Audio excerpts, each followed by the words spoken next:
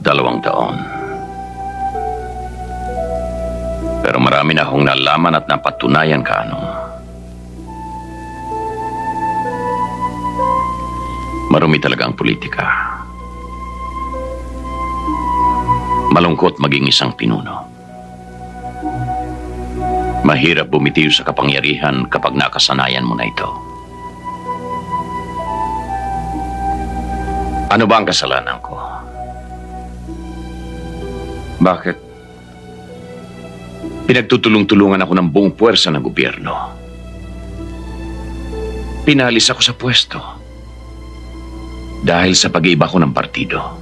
Nasaan ang katarungan doon? Hindi pa ba sapat na katunayan?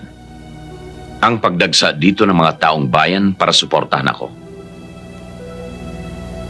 Hindi ba tama lang na ang tinig ng bayan ang dapat nilang pakinggan? At hindi inggit, pag-iimbot, o kasakiman sa kapangyarihan ang dapat nilang pairalin.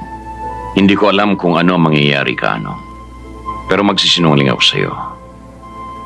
Kung hindi ko aminin na natatakot din ako. Pero kailangan harapin ko.